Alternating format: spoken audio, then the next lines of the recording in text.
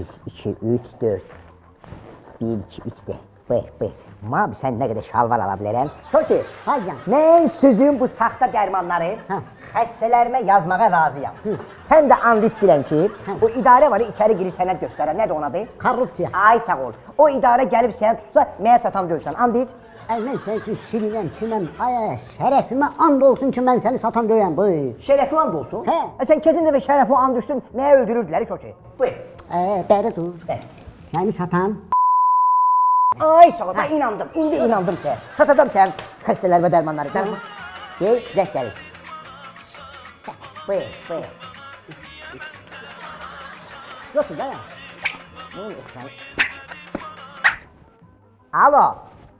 Bəli qardaş, buyurun. Uzman Qılman Hoca ginekolojiliği eşidir sizi. Gəl. Nə qardaş gör bacıdır? Ay bacı, səsin elə bir balaca belə şiliyib. Gəl, bağışlayın üzr istəyəm, nə olub? Hamiləsiz. Uşaq təpi yatır. Ay bacı, sizin öydə televizor var. O televizorin biraz kodunu alın da. Ola bilsin uşağın başı səs götürmür. Ona görə vurur ki, biraz onun kodunu alın. Bəli, ondandır, bəli. Bacı, mən sizə indi dərman deyəcəm. O dərmanı mütləq alın, verin uşağa. Bəli. Çok sizin o dərmanların adı nədir? All-in-one çarəzol. Ay? All-in-one çarəzol. Ay bacı, apteklərdə var, bəli, all-in-one çarəzol. Bəli, mütləq, qoşa atın, kişiyə də verin. Oldu, çox sağ olun.